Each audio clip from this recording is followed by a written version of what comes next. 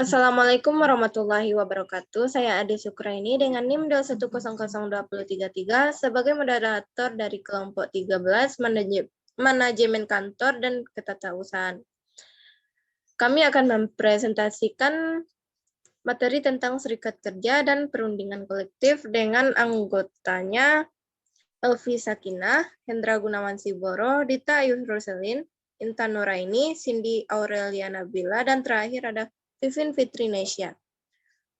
Untuk materi pertama akan dibacakan oleh Dita Ayu. Kepada Dita Ayu dipersilakan. Baiklah, saya Dita Ayu Roselin dengan NIM 21002050 akan membacakan materi yang pertama, yaitu serikat kerja. Pengertian serikat kerja. Serikat karyawan atau labor union on trade union adalah organisasi para pekerja yang dibentuk untuk mempromosikan atau menyatakan pendapat, melindungi, dan memperbaiki melalui kegiatan kolektif, kepentingan sosial, ekonomi, dan politik para anggotanya. Kepemimpinan dominan yang diperjuangkan serikat karyawan tersebut adalah kepentingan ekonomi. Dalam bidang ini, berbagai keinginan dalam permintaan akan kenaikan gaji atau upah, pengurangan jam kerja, dan perbaikan kondisi-kondisi kerja adalah beberapa contoh kepentingan yang terpenting bagi serikat karyawan. Serikat pekerja biasanya mencoba memperluas pengaruhnya ke dalam wilayah lain manajemen seperti penjadwalan kerja, penyusunan standar kerja, desain ulang pekerjaan, dan pengenalan peralatan dan metode baru. Perusahaan umumnya juga menolak pelanggaran batas ke dalam wilayah pengambilan keputusan ini dengan mengklaim bahwa persoalan tersebut merupakan hak inisiatif manajemen. Baiklah, terima kasih kepada Rita. Untuk selanjutnya dipersilakan kepada Vivin Fitri Nesya. Kepada Vivin dipersilakan. Dampak serikat kerja. Yang pertama, dampak monopoli. Perspektif monopoli atas serikat pekerja bermula dari premis bahwa serikat karyawan menaikkan upah di atas tingkat upah kompetitif. Seberapa banyak serikat pekerja menaikkan upah adalah bervariasi di seluruh pasar tenaga kerja, ISAL, jabatan, kelompok demografis, dan prosedur estimasi dan data. Serikat kerja tampaknya berpengaruh positif terhadap tunjangan perlengkap. Yang kedua, dampak suara kolektif. Sebagian besar karyawan merasa bahwa lebih mudah bertarung demi perbaikan kerja melalui serikat karyawan. Para karyawan ini mempunyai beberapa pilihan manakala mereka tidak puas dengan pekerjaan. Mereka tidak berbuat apa-apa. Mereka dapat berhenti dari pekerjaan atau mereka mengeluh dan mencoba memperbaiki kondisi di seputar mereka. Di samping itu, banyak karyawan yang takut dipecat sehingga mereka menyembunyikan perasaannya. Sebagian karyawan merasa bahwa lebih mudah bertarung demi perbaikan kerja melalui serikat kerja. Baiklah, saya kembalikan ke moderator. Baiklah, terima kasih kepada Vivin Fitri Nesya. Untuk selanjutnya saya serahkan kepada Intan Nuraini. Kepada Intan dipersilakan. Selanjutnya yaitu dampak dari serikat kerja. Dampak terhadap manajemen produktivitas. Serikat karyawan memiliki sumber kekuatan dan pengaruh yang luar biasa terhadap praktik-praktik manajerial, perilaku prakerja, dan kondisi dasar pekerjaan.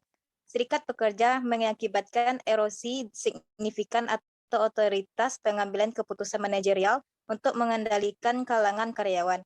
Banyak keputusan personalia penting yang harus sesuai dengan isi kontrak perjanjian perundingan kerja bersama antara manajemen karyawan. Potensi konflik manajemen dan karyawan harus menjadi perhatian utama bagi manajer-manajer masa depan yang kelak mengemban tanggung jawab yang besar atas penciptaan dan pemeliharaan perdamaian antara pekerja dan manajemen. Sumber kekhawatiran lainnya perihal pembentukan serikat pekerja adalah ketakutan bahwa perjanjian perundingan kerja bersama tidak akan membolehkan perusahaan untuk memanfaatkan kemajuan teknologi secara optimal. Serikat pekerja pada intinya berkepentingan dengan keamanan kerja dari anggota-anggota dan teknologi ISAL, robotika, dan otomasi menjadi ancaman bagi pekerjaan-pekerjaan itu. Sekian dari saya kembalikan kepada moderator. Baiklah, terima kasih kepada Intan. Untuk materi selanjutnya saya serahkan kepada Elvi. Kepada Elvi dipersilakan. Terima kasih moderator. Saya akan membacakan materi tentang hubungan serikat karyawan dengan manajemen sumber daya manusia. Keberadaan serikat karyawan merubah lingkungan kerja dan hubungan antara para karyawan dengan organisasi, terutama peranan penyedia dan departemen personalia.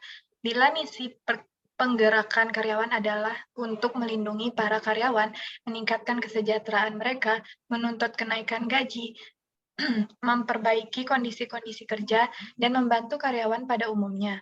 Maka pendekatan ini dikenal sebagai business unionisme. Hubungan manajemen dengan serikat pekerja adalah memformalkan hubungan antara karyawan serta adanya pemberlakuan yang sama antara karyawan yang bergabung dengan serikat pekerja. Keberhasilan negosiasi antara pekerja dan manajemen dipengaruhi oleh kesepakatan tentang keterlibatan pihak lain dalam proses pengambilan keputusan dalam hal-hal kepentingan terlibat. Kesediaan kedua belah pihak untuk menempatkan posisinya pada pihak lain untuk menginterpretasikan kepentingan tersebut. Penyelesaian perbedaan antara kedua belah pihak melalui pendekatan dialog yang berdasarkan itikat baik. Baiklah, itulah pembacaan materi dari saya kembalikan ke moderator.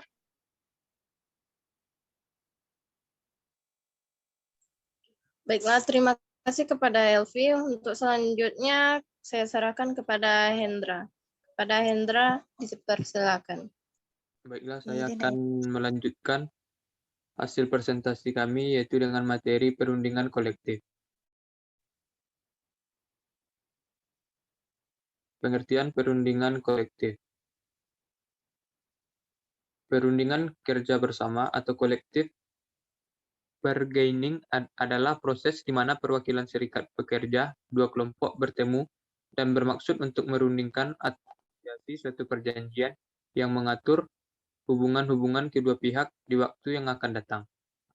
Dalam kerangka serikat karyawan dan manajemen, perundingan kolektif merupakan proses negosiasi antara pihak karyawan yang diawali oleh serikat karyawan dengan pihak manajemen untuk menetapkan syarat-syarat hubungan kerja. Proses ini meliputi pengakuan awal hak dan kewajiban dari serikat pekerjaan manajemen, negosiasi sebuah kontrak tertulis, dan kewajiban dari serikat pekerjaan manajemen.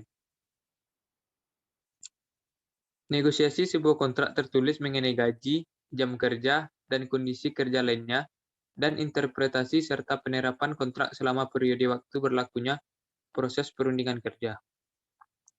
Perundingan kerja bersama mempunyai 3 fungsi utama. Yang pertama, menyusun dan merevisi peraturan kerja melalui negosiasi perjanjian atau kerja. Yang kedua, melaksanakan hasil perundingan kerja bersama. Dan yang terakhir, yang ketiga, membentuk sebuah metode penyelesaian perselisihan selama masa berlakunya kontrak. Sekian pembacaan materi dari saya kembalikan kepada moderator. Baiklah, terima kasih kepada Hendra Gunawan Subaro. Untuk materi selanjutnya, saya serahkan kepada Cindy Aurelia Nabila. Baiklah, saya akan membacakan tentang faktor-faktor pengaruh dalam perundingan kolektif.